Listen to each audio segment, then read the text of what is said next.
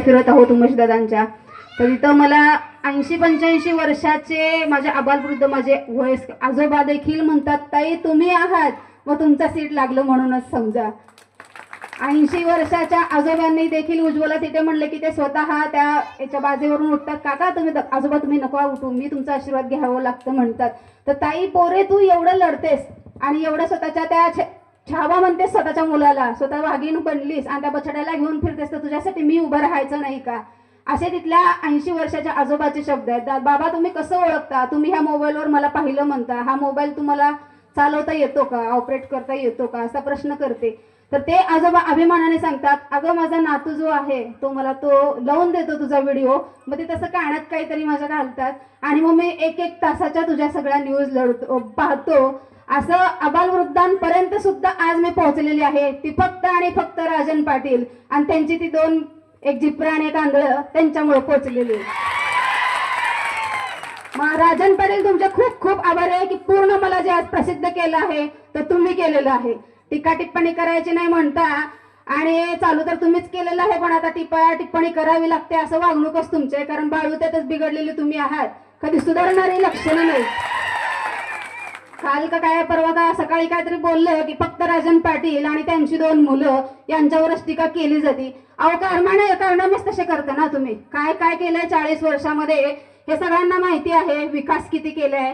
आता शाजीराव पाटील, कैलासवासी शाजीराव बापू पाटील यांच्यानंतर ह्या मोहोळ तालुक्यातील नरखेड भागाचा विकास काय झाला नाही हे कोणी लक्षामध्ये आणलंय का?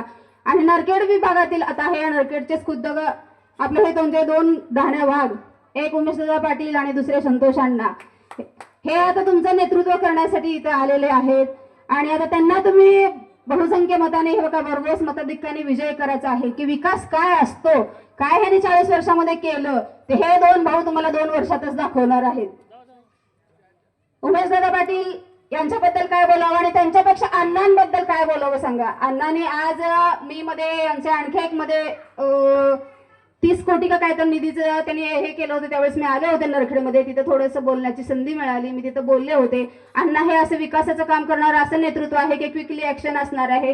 तुम्ही फक्त एक फोन करा की फक्त काय पिठाची गिरणी असेल की बाबा काय कडवाकुटीच्या मशनी असतील, हे ते छोटे छोटे करणार नाहीत तर ते डायरेक्ट केंद्रामध्ये फोन लावून तिथून तुमची कामं केली जाणार आहेत. आता ते मगाशी भाऊंनी सांगितलं की इथली अवस्था काय आहे की बाबा एसटीची सोय नाहीये, एसटी स्टँडची सोय नाहीये, ग्रामीण रुग्णालय नाहीये, महिलांसाठीचं काय हे नाहीये, लघु उद्योजक वगैरे काय जर करायचं असेल तर ते नसेल, पण ते सर्वचे सर्व अण्णा सर्व तुमची कामं पूर्ण करणार आहेत. आता विषय येतो तर अनगर अप्पर तहसीलचा. अनगर अप्पर तहसीलमध्ये जर दादाने उमेशदारांनी संतोष अण्णांनी जर पहिल्यांदा तिथं अपील केलं नसतं हायकोर्टमध्ये, आता मी सारखं कोर्ट कचेरी सगळं प्रशासकीय अधिकारी पोलीस डिपार्टमेंट हे सगळं मला त्या पाटील परिवाराने शिकवलंय, त्यामुळे मला थोडंफार तरी ज्ञान कोर्टाचं आलेलं आहे आता की तिथं दाखल कसं केलं, कसा गनिमी कावा तिथं करावा लागला, हे असं अण्णांनी मला त्या गाडीमध्ये येताना बसून सांगितलं. अण्णांच्यामुळे आणि विधिज्ञ मंडळ आपलं मोहोळचे आणखी खूप राजकीय नेते प्रत्येकाने मोर्चे वगैरे सर्वांच्या एकजुटीने आपण अनगर अप्पर तहसील खेचून आणलेलं आहे. जर आलं नसतं अनगर अप्पर तहसील तर लक्षात घ्या उज्ज्वला थिटेला फॉर्म भरायला जायला नाही म्हणलं तर आज 67 पोलिसांच्या टीम मध्ये जावं लागलं होतं. तर आता मोहोळ तालुक्यातील प्रत्येक ग्रामपंचायतचं असू द्या अनगर अप्पर तिथे असतं, तुमचं गाव तिकडे जोडलं गेलेलं होतं, प्रत्येकाला तिथे आता फॉर्म भरायला जावं लागलं. असं पोलीस प्रोटेक्शन भेटलं असतं का हो? कारण त्यांनी यूज दिलं नसतं. आता उज्ज्वला तिथे फॉर्म भरायला येणार, एक तर म्हणतात बायकांना पुढं करतात, राजकारण करतात, बायकांना पुढं करतात. अरे बाईच्या नदी लागलंच कशाला मग?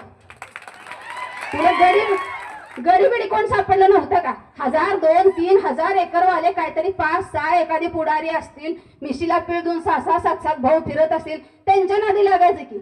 विधवा बाई सापडली काय तिच्या नादाला लागायला, आणि तिनं पण काय आहे ना हे दाखवून पण दिलेलं आहे.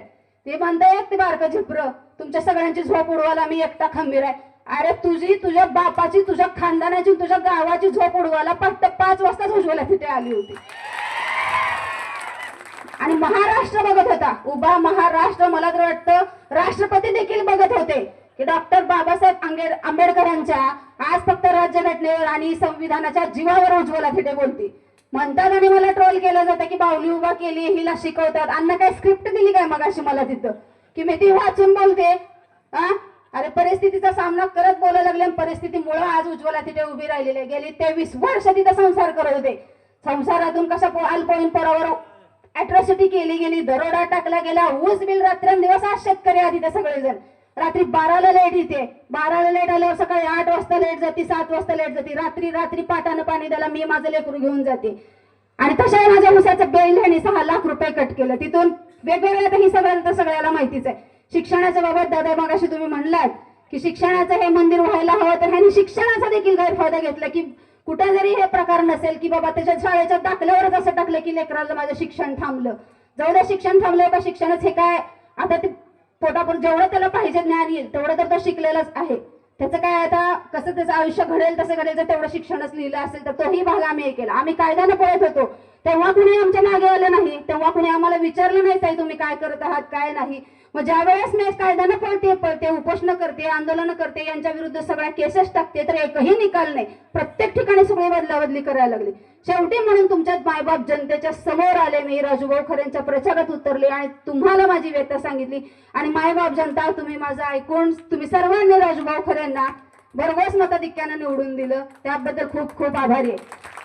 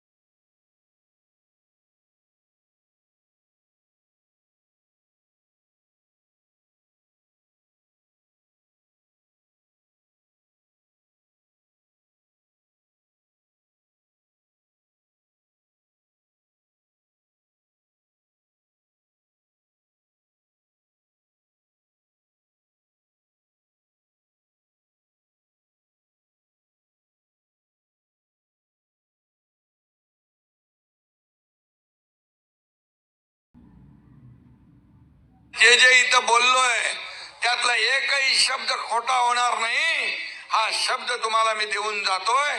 फक्त निवडणुकांमध्ये मतदानाच्या दिवशी योग्य पद्धतीने मतदान करा आणि या आपल्या आघाडीला आपण निवडून द्या. नितीन निळे, पंढरपूर तालुक्यातले नितीन निळे, कोकरापूर नितीन निळे हे आपले उमेदवार आहेत.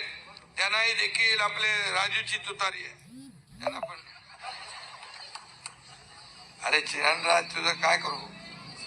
चरणराज चौरे जिल्हा नियोजन सदस्य आहे. अजून काय?